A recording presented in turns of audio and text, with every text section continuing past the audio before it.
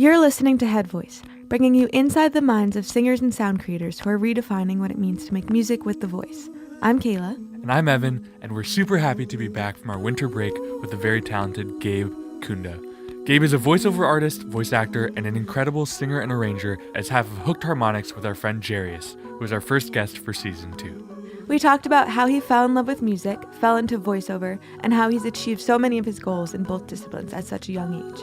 We love recording this episode, and if you stick around after the interview, we actually have some news about future episodes and some exciting new projects for Head Voice. But for now, here's Gabe Kunda.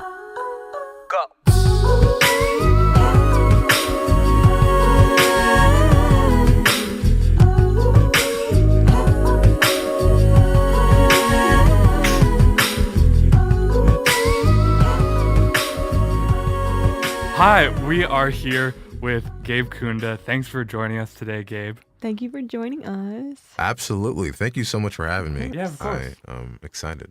So you are, as we'll get to, a multidisciplinary talent, a voiceover artist as well as a musician. Yeah. But we'll start with music first. You've talked about music as being your first love. I think I had heard that somewhere. What was your household like? Was it a musical household growing up? Were your parents instilling you with certain types of music? Absolutely. My childhood, it was definitely a musical household. As far as my mom, she was more of the musical person. Mm-hmm. I'm African. I'm Congolese actually, and so my mom would play all these African tunes. And just like blast them when she's cleaning and stuff like that. Mm-hmm. So the cool thing about Africa is like everybody loves to sing in parts all the time. Yeah. There's not really much unison singing or singing in no harmony. It's always in parts. And so I just kind of grew an affinity for harmony singing a lot. And then my mom would also play quartet stuff, a lot of quartet. Blind Boys from Alabama type stuff. And it was just, every weekend, every day, I was kind of fed all that stuff. So yeah, definitely music. And then like, I think at age 7, I told my worship pastor at church, I was like, I really want to sing on the worship team. And there's like, 7 of them. Mm-hmm. And he's like, you're too young. It's like, no, I can sing and I can hold my own part. Like, and I would get on there and I would hold my own part, against 2 others and stuff. So I think that was my training ground, trying to be able to kind of sing my own part and everything. But it was fun. I learned so much. And from then on, growing, I just was like, I want to discover more about this music world. And elementary, I got into the choir. I was doing choir all up through elementary, middle school, the same way. Mm-hmm. And when did your voice drop, and when did you become this way? Voice, I guess this would be. I think it was my 8th grade. I was in 8th grade, middle school, and I was singing tenor, in middle school, and as boys should. But it's that time where your voice kind of is in a weird place. It hasn't broken yet, so you're just kind of like trying to figure it out. In 8th grade, it was just like, bam, all of a sudden now it's just super, and I'm like, what is happening? So from then on, I was singing the lowest voice part pretty much in mixed groups and such. So that's kind of how the bass thing started going on. But I've always wanted to be a tenor though. I always wanted to kind of, even now, like when I'm doing my voice lessons and stuff, I'm still trying to train that upper range and stuff. But yeah, definitely, it was 8th grade when the voice kind of dropped. So you kind of mentioned that your mom would play Congolese music, and that was a big influence for you. Was there ever a point where you kind of discovered a new style of music, or anything that you were like, oh, I'm kind of interested in this too, and that's like sparking my inspiration? It was that like stuff like salsa and rumba and all that kind of stuff. Like because Congolese music has all of that. Yeah. And it kind of, you get that and things with like really top electric guitars and all that stuff. And so it got me interested in a lot of different things. But I think because of middle school, going into school, I was kind of able to funnel all that stuff that I learned, the cultural stuff that I learned through like classical music and such. Yeah. Because in the school system, classical music is kind of like your math, writing, and reading, all that stuff for the educational part of it. So it did open me up to other things. And even now, like I'm still into, kind of your salsa and rumba and samba stuff like that. I'm still doing. So, yeah, I mean, it did open me up. And then jazz, just that happened. Maybe I was kind of my freshman year in high school. I was like, okay, this is what I've been loving because that's harmony all day. Right. And so, yeah, that kind of, it really did open me up to that kind of stuff. Did you find jazz in school as well? Like in a jazz choir or band or something like that, or a teacher? Yeah, I did. We they had a jazz ensemble acapella group and a band as well. But I think I gravitated more to the acapella group, obviously, because I was kind of like, this is more of a structured, because in Congolese music, and especially acapella Congolese music, it's a lot looser as far as structure is concerned. You can sing whatever you want to. You can sing the soprano part an octave lower. It's fine. It's not a big deal. But when you start getting to jazz is kind of like a structured, loose thing. Yeah. If you know what I'm saying? Well, at least it feels like that. And so that kind of was like, oh, this is interesting. Like there's like more than 3 notes. There's like 4, there's 5 or 6. I'm like, okay, we can start experimenting with certain things.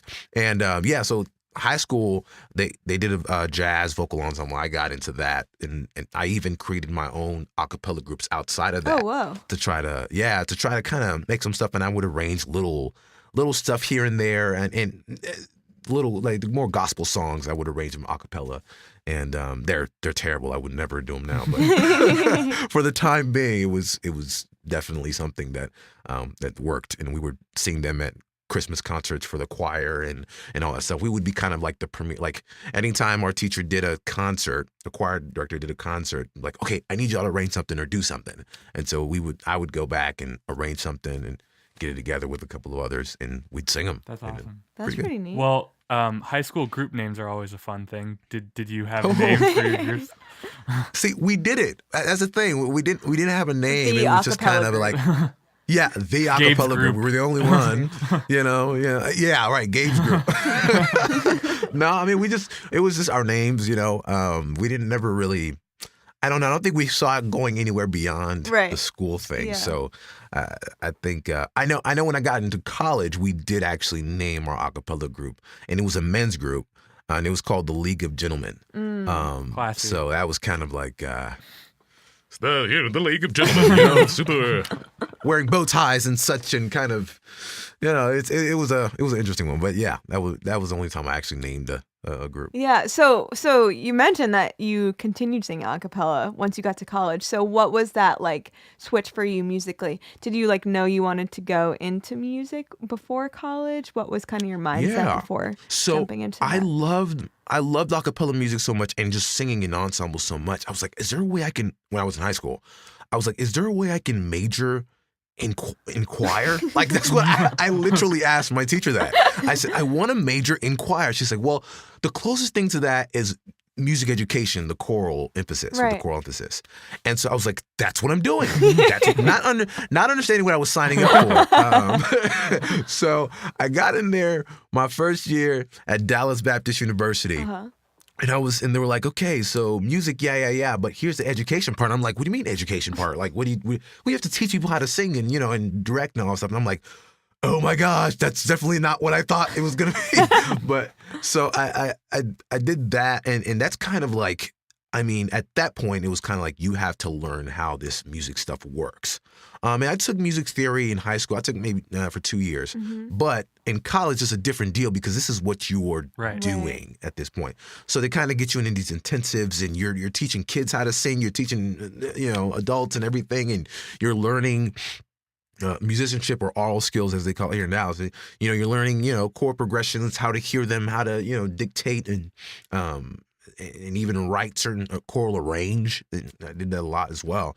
And so that was, I think, for me, I was able to kind of put a name to the stuff that I was hearing and the stuff that I was doing. I was able to kind of put a stamp on that. But yeah, that was kind of, music education is what I ended up finishing with a bachelor's in it. Yeah. So, yeah. So you've said that like you had a lot going on in college outside of the actual college part, and we'll go and circle back to the VO stuff. But like, if you look at where you're at now, you probably could have gone and head first into that, but you finished that degree. Oh yeah. Do you have any intention of of doing anything in that space ever, or is VO the thing now? Well, I think I do teach voice lessons. So I have different students that come in I have a music room in my home, and I teach music on a regular basis every week, once a week. And so that's kind of like scratching the itch as far as teaching is concerned. Yeah. But the outside of that, I am in an acapella group, a men's group that it's just a quartet. And then I also sing with some awesome friends. It's called Acapella Is Life, and it consists of me, Jarius, DJ, Liv, and we, it's a fun one. That one has a name. That one has a name.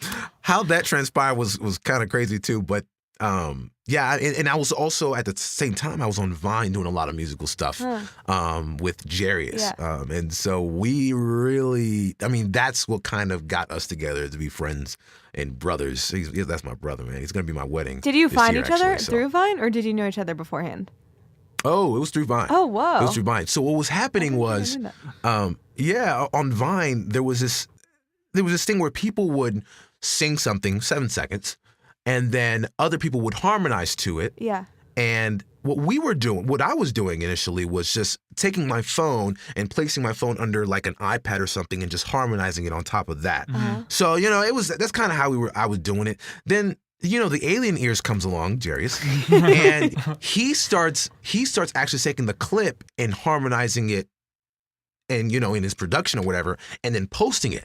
And that actually revolutionized the game for a lot of people. I think to this day, even on Instagram and stuff, I think Jarius is really the reason why, we sing 2 videos the way we do now, because he's really cultivated that. And I was like, whoa. And so what he started doing was he would add the upper parts, and I would add the bass, because he would do a lot of upper structure, and everything was somewhat, you understood what he was doing, but it's ambiguous, without the bass. Yeah. And so I would just kind of fill in the chords and stuff, and I would post it. And then he was like, "Oh, dude, this is actually kind of nice." And so we connected on DM. We're like, "Dude, we gotta meet," like, because we kind of think like, you think on another level, but we kind of on the same wavelength. So yeah, he was doing that, and we connected, and we met at IHOP for the first time. I remember that. I remember that. That part I remember. Yeah. We met at IHOP, and it was so cool because I was legit. Till this day, I'm still a fan, but I was a fan. His work and stuff, and I was like, dude, we have to do something. So Jarius and I started working together, and we were just like, what if we did like a vocal pack, like a vocal sample pack, where we can give it to producers, because producers use vocal samples all the time, and we're like, we can give it to producers, and they can use it in their production. And we're like, this actually could be pretty good. But what we can do is just make it based off harmony, period. And it was like, let's go for it. And so we did we did tons of samples. And then maybe 3 of them landed on Lecrae's album Church Close 3, which was huge for us, and that's kind of how the ball started rolling with HookedHarmonX, which is the name. Yeah, and it's since been used in a lot of other productions. Jarius, even at the time that we talked to him, it had already been placed in a lot of things, and you guys have both collectively worked with some artists and him separately, and you guys were in LA recently. I don't know if that's something that you can talk about or not, but you were out there in LA. Yeah, we were out there in LA. We were working with BJ, the Chicago kid. So cool. And that was a crazy experience. We were in there probably like 5 a.m. In LA. So it was a lot of just throwing musical ideas and seeing what sticks to the wall and stuff, and it's going to be a pretty dope album. I'm not going to lie to you. It's going to be pretty nice. It's going to be fun. We both saw collectively, me and Evan saw a photo, and we're like, what's going on? Oh, yeah. We got to know. Instagram stories. Right.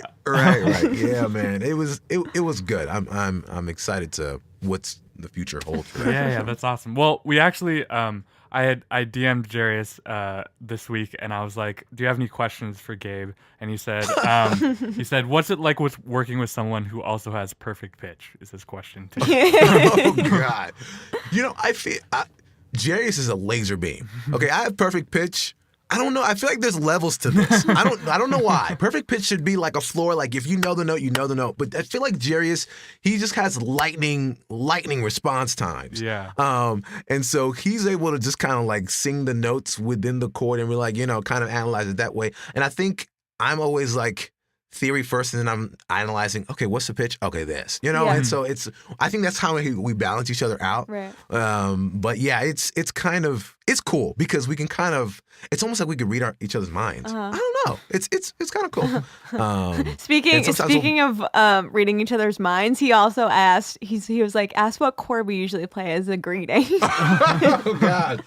I don't know if you guys can hear this, but all the time. I don't know why. Like every time we get together, it's F sharp dominant. We'll tap it and then walk away.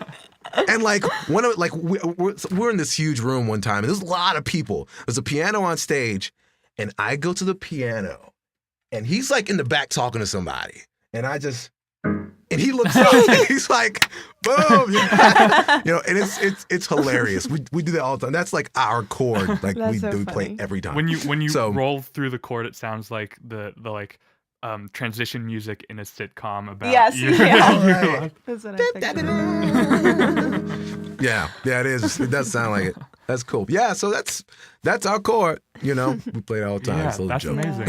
And like, so you've worked with a bunch of artists, and I'm just personally curious there's a picture or on Insta stories, and there's a picture of you guys hanging out with Tori Kelly, and how did that happen, and why did that happen? Oh man, Tori Kelly. Well, we were that was in the work. That was more. Tori Kelly had a show out here in Dallas, and we were just like, hey, we're just going to check it out. We're huge fans.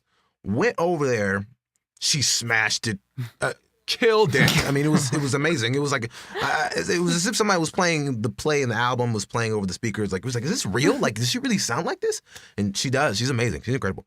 And we have a few of our friends who are background singers for her and also play in the band and stuff like that. So they were kind of like, hey, so we're heading out to go eat, and you guys want to go? And I was like, man, I don't know.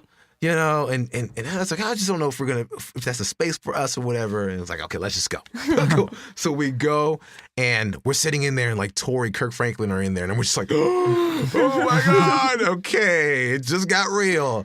And Tori comes walking behind us, and I'm like, oh my gosh, I'm about to die. And she's like, hey guys, and I'm like, hi Tori. we're like, we're talking to her and everything. It's all cool. She's a very sweet person. Yeah. And we've always made a vow that one day we're going to work with her in some capacity. If not me, then Jarius definitely. But yeah, that's kind of what happened with that. It was a great night though. We got to meet them. That's really cool. So I guess kind of switching gears just a little bit. So yes, we are a music podcast, but I think we'd be remiss not to talk about your other like big thing that you obviously do.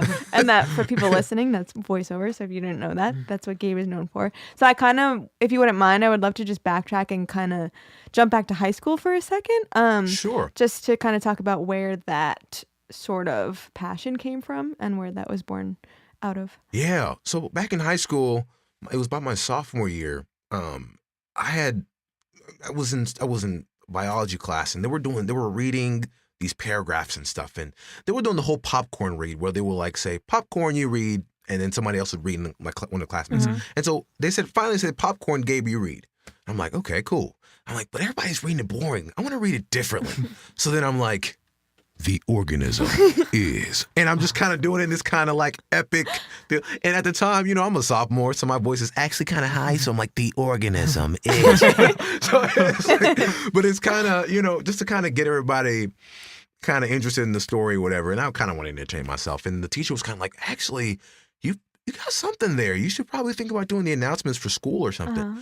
I was like, sure, I'll try it out. And I went and talked to the principal at our school. I was like, hey, do you mind if I do the announcements with everybody else and let's see what happens? I was like, sure, let's audition you. And they gave me a script or whatever. I read it and they're like, hey, you're on. And I was like, awesome. And so the weekend before I started my new little job, I went online, I looked up announcers. Mm-hmm. And this video came up of $1 Million Voices. And I was like, what is this? And so I click on it, and it's like this video of like the legendary voice actors like Don LaFontaine and like just these really amazing actors, and I was like, oh my gosh, like there's a new world, literally a whole new world, and I'm like, I didn't even know this thing existed, and I just started watching more videos and I got in this little hole where I was just kind of like, little hole. It was like huge. I was going, and watching videos. And I came back Monday. I was like, I know what I want to do for a living. I want to be a voice actor. Like, this is what I want to do. And so all because of that science textbook. All because of that science textbook. It's crazy. And I hated, I was never a big fan of like science or math or anything like that. I always wanted to do the arts, obviously, like music and, So that was really like oh my gosh, I could do it. So I enrolled into a radio broadcasting thing that we had. Like we had a little magnet school that you go to and do radio broadcasting. So I enrolled in that. And I got into this competition for Skills USA. And they pretty much they give you a prompt and you and your partner go in the back and you try to cut up this prompt. You try to maybe they say talk about the city of Dallas, and we go and interview people, and there's voiceover in it, there's commercial stuff, mock stuff that we make up, and you submit it to the judges and they grade it, and whoever wins at the national level, you get I think full ride to a tech school or something like that to pursue radio broadcasting and all that stuff. And so I won district. I was actually the first African American to win that in my district. And so went from there, went to state, went from state to nationals in Kansas, won Kansas, and then the thing came, do I go to school for broadcasting or do I go for music? Yeah. And so it's kind of like an impasse. I was like, I don't really know what I want to do. I know like music is my passion. I've been learning this all day. All year, majority of my life. Yeah. But I really want to see what voiceover holds. So I was like, but I need a degree to teach music. So I was like, okay, I've got a good scholarship to learn music, and so let me go with music. So I went with music. I don't need a degree to do voiceover, which is awesome. Yeah. So I was like, let me do music and let me do voiceover at the same time and see what happens. And so as getting my degree, I was doing little voiceover jobs and stuff.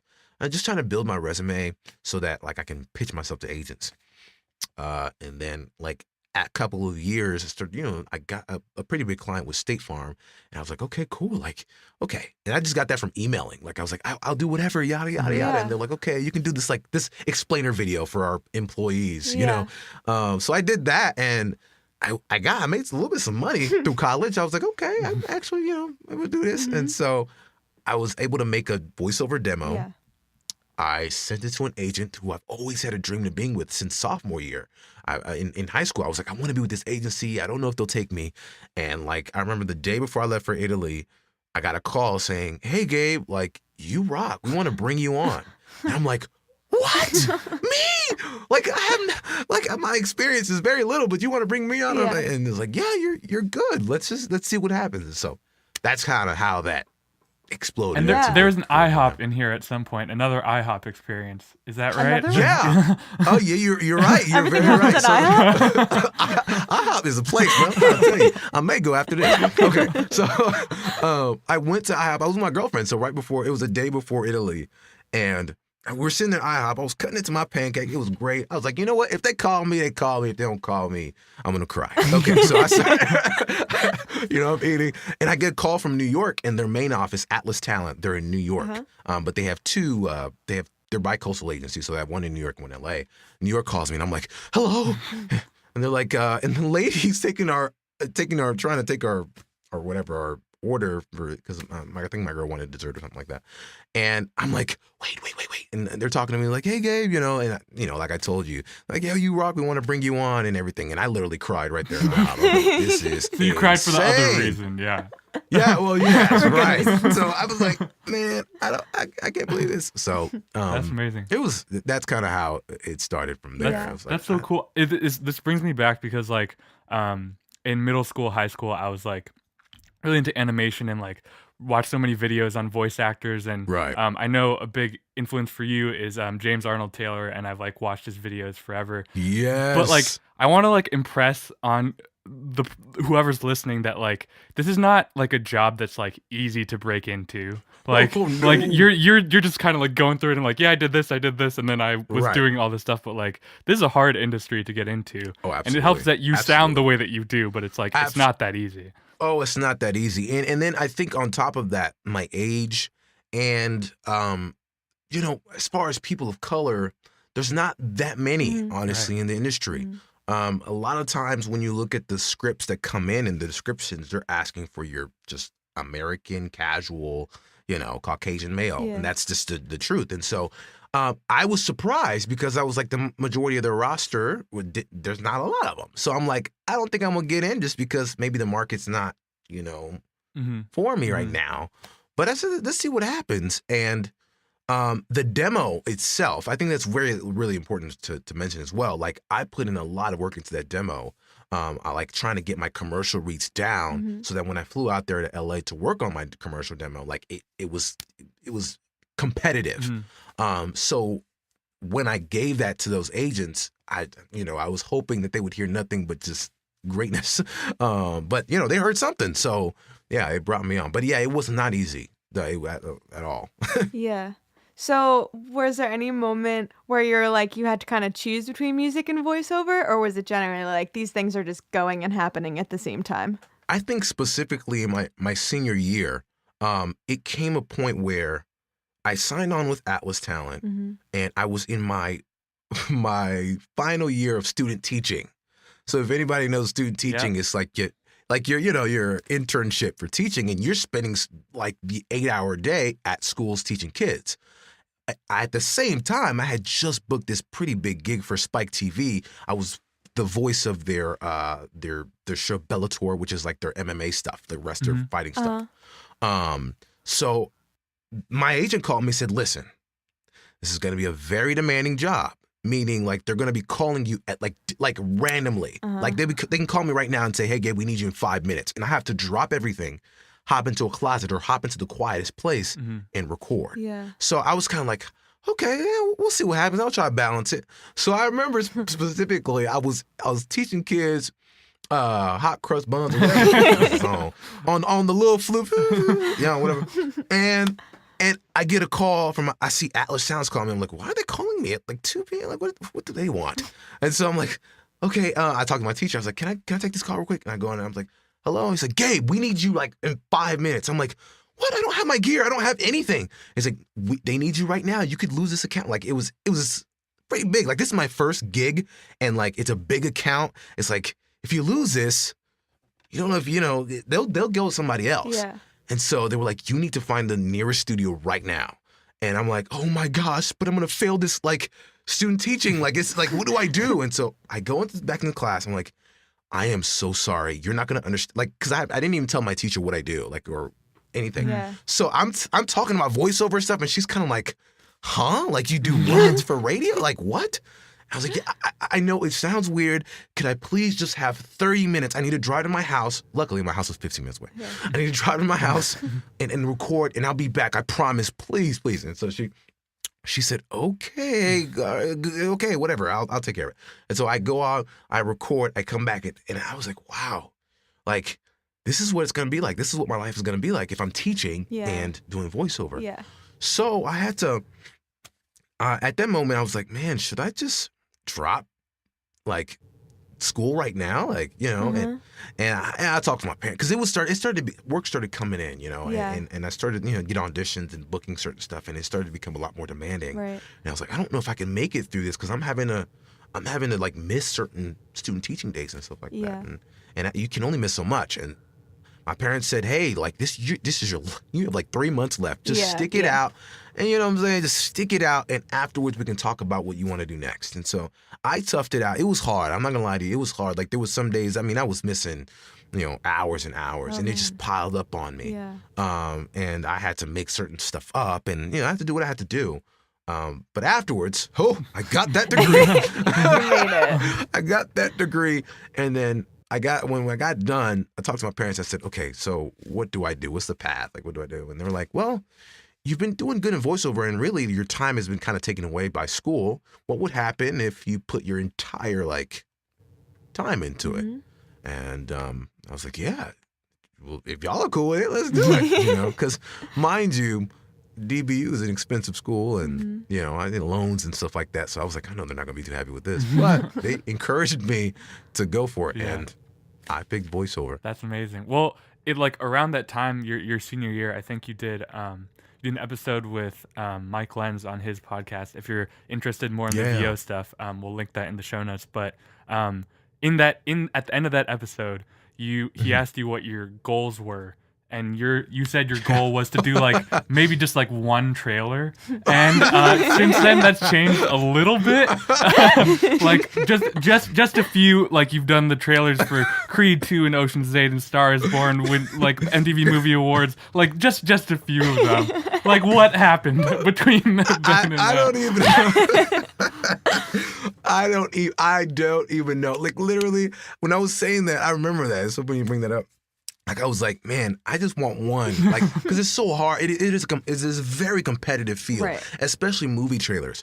For those of you who are interested in, like, voicing the, rated PG-13 and all that stuff, it's very competitive. I mean, you're going to get up against people with huge, massive metal voices. Like, and they've been doing this for years, decades.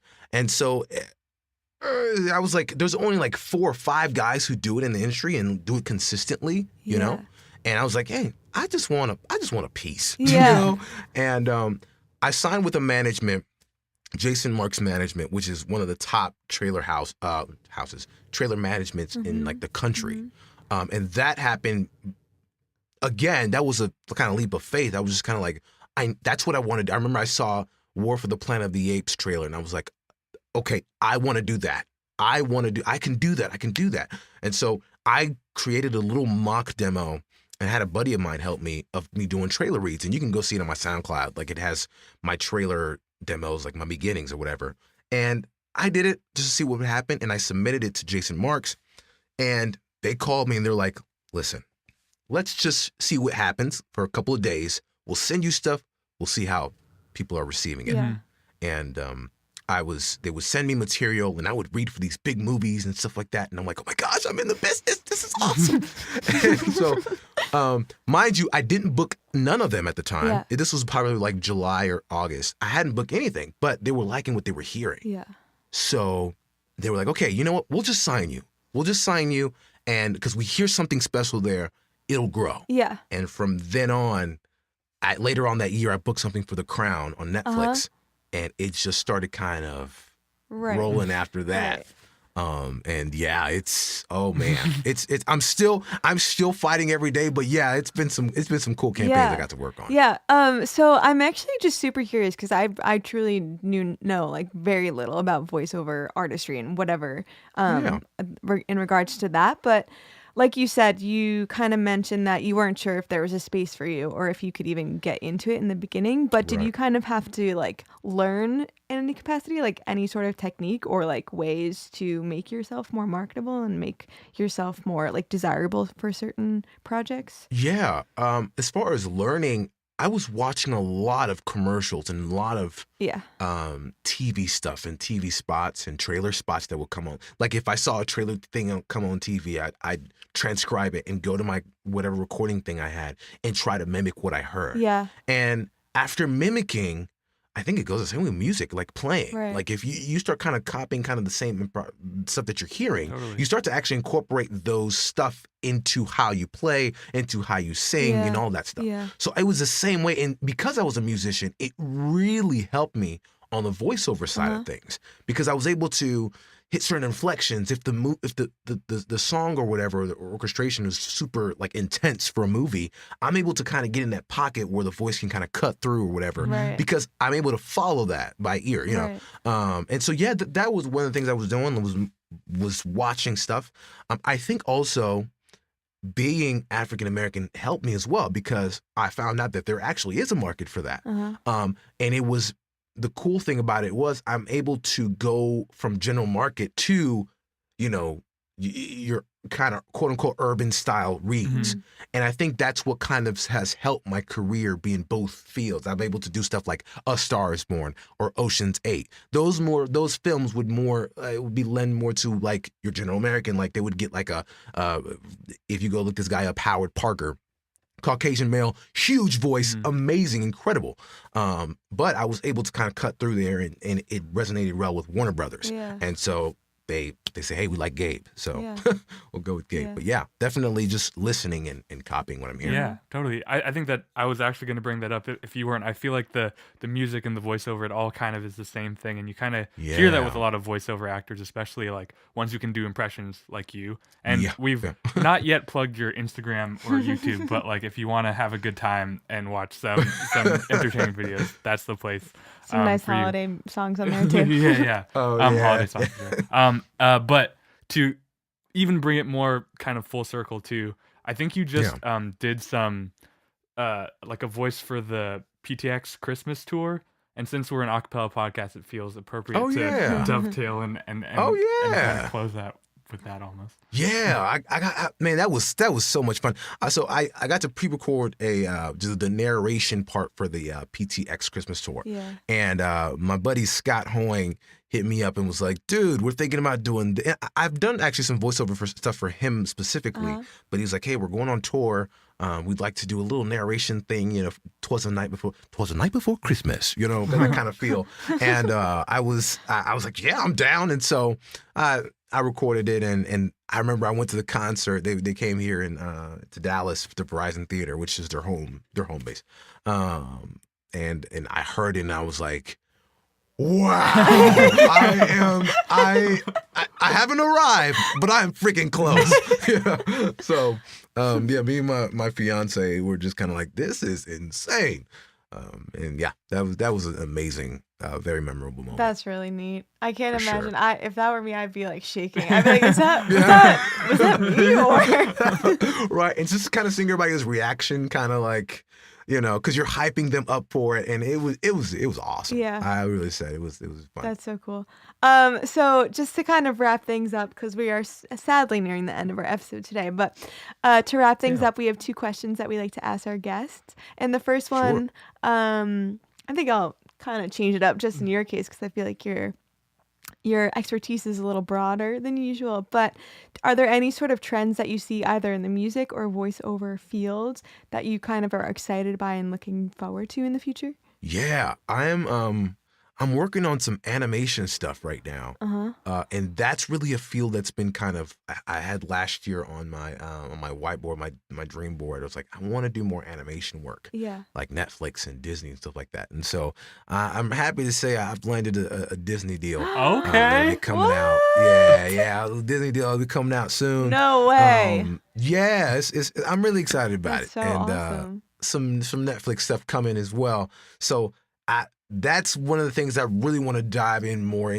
to, for sure, and in video games as well. So that's kind of the trend for me. Yep. My focus for this year is kind of to crack that open as well. That's awesome. And then the last thing is just for for you musically and just in life. I know your birthday's coming up soon, right?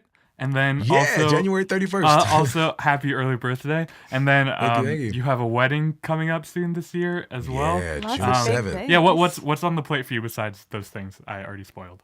Yeah, so like some of the stuff I talked about, you know, for Disney and everything, that, and then as far as music, we're doing a lot of with Acapella Is Life specifically. We're working on some YouTube clips and things that we want to kind of make it on a professional level, and release some, maybe like an EP or something like that. Put that on the sphere, and then we're also working. Jarius and I, HookedHarmonX, working on maybe 3 packs this year that we're going to be releasing. And it's gonna be pretty wild. We got one done. It's based on video game progressions and stuff like that, because people actually don't notice, but if you go listen to stuff like Sonic and Mario, their video game stuff, like soundtracks, are actually pretty killer. And so we were just kind of like, let's capitalize on that, see what happens. That, and you know, obviously the voiceover stuff I'm working on now, you know, still working on with TNT, the show I Am the Night. I'm voicing that stuff. There's another show on TBS called Miracle Workers that I'm working on. That's going to be a real fun one. And fingers crossed on the 4 on Fox coming back, and be working on that too. Yeah. And other stuff that I cannot talk about yet, but we will hear about. Yeah. Hopefully. you'll hear it. Yes, for sure. Dang. Well, man, you are a busy dude, and you're younger than us even, and it's just like you're just fully getting that bread. So I'm trying to keep the lights on. Well, thank you so much for joining us this week. It was really awesome to talk to you. If you want to check out more of Gabe's stuff, definitely check out his social media and all that, and see what cool stuff he's up to.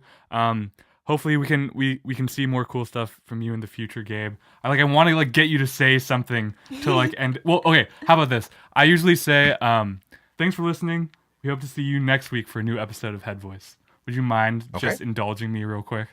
Sure. Mickey Mouse? Oh, yes. Okay.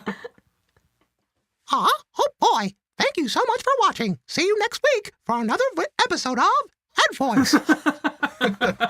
That is legendary. That filled me with so much joy. You have no idea. Oh boy. You really are so talented. Wow, that is an amazing ending. Yeah. I'm just going to edit that in for every week, regardless of content. Thank you again for joining. Have to go, 'cause this pain I feel it won't go away. And today I'm officially missing. Thank you so much for listening to this week's episode of Head Voice. You are now listening to Officially Missing You by Gabe's group Acapella Is Life. I say this to a lot of our guests, but Gabe really should be the one with the podcast. Just hearing him talk, it's like you're hearing your TV talk to you, kind of. Oh, I agree 100%.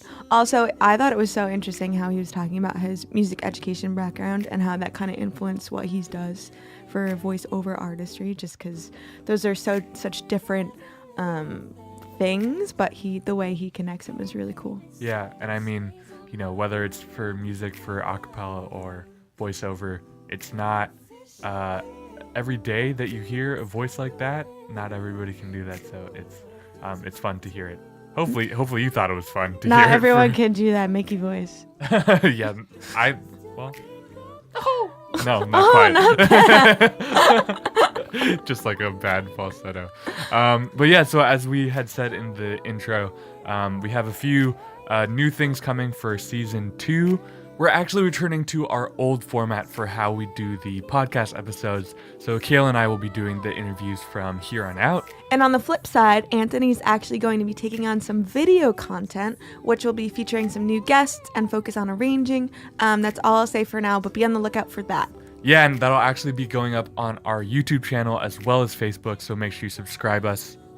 Subscribe us to your channel, and we'll Make follow sure you you. subscribe to us and like us on Facebook to stay in the loop. Next week, we've got another great guest. It's our friend Emily Flanders. The unofficial queen of capes. Oh, what? The unofficial. Okay, great. Okay. The unofficial cape queen of ICCA and Boss. Said every little thing you do. Hey, baby, said it stays on my mind. And I'm official.